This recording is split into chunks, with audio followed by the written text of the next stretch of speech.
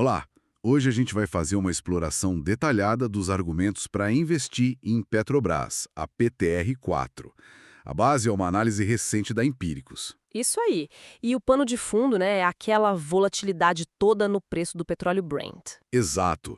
Aquele sobe e desce foi de US$ 62 para quase 80, depois recuou para 66, muito ligado às tensões no Oriente Médio. Aham. Então, o objetivo aqui é entender por que, segundo essa análise específica, a Petrobras seria ah, uma aposta interessante nesse cenário todo. E o primeiro ponto que, assim, salta aos olhos na análise é a ideia da Petrobras como um hedge geopolítico. Hum, Eles destacam como o preço do petróleo é super sensível a essas tensões, né? Citam o Estreito de Hormuz. sim, que é crucial, passa muito petróleo por lá. Pois é tipo 20% do petróleo mundial. Um barril de pólvora, como se diz. Aqui é onde fica realmente interessante. Como é que uma ação brasileira pode, em tese, proteger de um conflito lá do outro lado do mundo? O que é fascinante aqui é justamente essa sensibilidade. A análise ela parte do princípio de que qualquer escalada mais séria lá fora, bom, isso pode empurrar o preço do barril para cima. Faz sentido. E como a receita da Petrobras está diretamente ligada a essa cotação, né, a ação tenderia a se valorizar. Ah, entendi. Então, dentro de uma carteira de investimentos, ela funcionaria como um amortecedor, sabe? Para tentar diminuir perdas em outros ativos que sofrem mais com instabilidade global. É uma tase de proteção via commodity, basicamente. Ok. Vamos, então, desempacotar o segundo argumento principal. O valuation, o preço da ação. Certo. A análise da Empíricos diz que a Petri 4 está barata o suficiente para aguentar desaforo.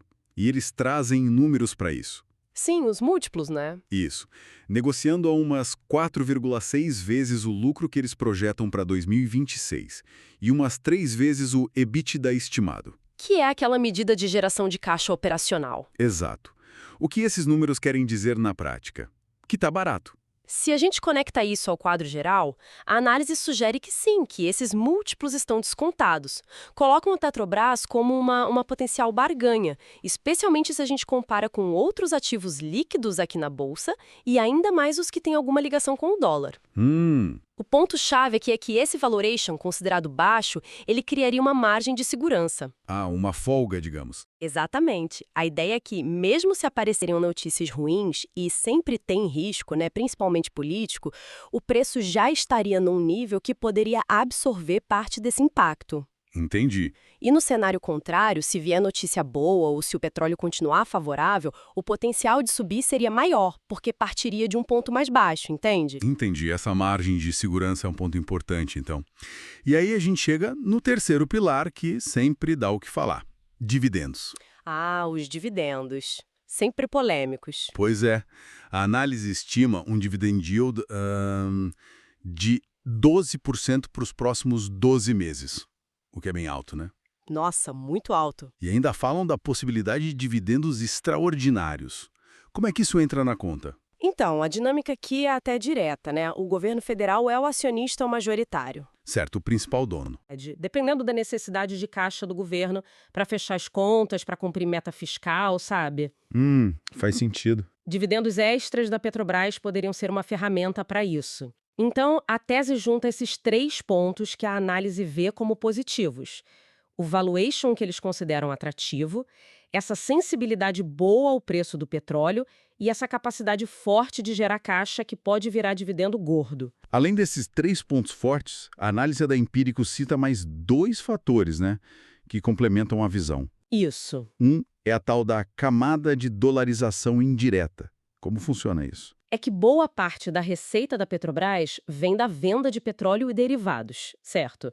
E esses produtos são cotados em dólar, lá fora. Ah, claro. Então, mesmo a ação sendo negociada aqui em reais, na B3, ela acaba trazendo uma exposição indireta ao dólar, o que pode ser visto como uma proteção se o real desvalorizar, por exemplo. Entendi. Uma proteção cambial embutida. Exato. E o outro ponto que eles mencionam é a tese de inflexão do ciclo político. Esse é mais delicado. A análise apresenta isso de forma bem neutra, sabe? Só reportando uma possibilidade que eles enxergam, baseada em pesquisas de opinião recentes sobre o governo atual. Ok. A ideia levantada na fonte é que uma eventual mudança, talvez para um perfil visto como mais pró-mercado lá em 2026, poderia destravar valor para a ação. Mas é apresentado como uma variável a mais no futuro, não é uma certeza, claro. Significa olhando o pacote completo segundo essa análise da Empíricos. A gente tem a Petrobras, sendo vista como uma opção que ah, combina a proteção geopolítica pelo petróleo, Certo? uma avaliação considerada barata, com margem de segurança, Aham.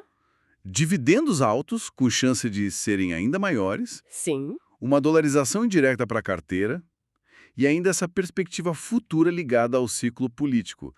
É bastante coisa na mesa. Pois é, isso levanta uma questão importante, né? Algo para a gente pensar a respeito.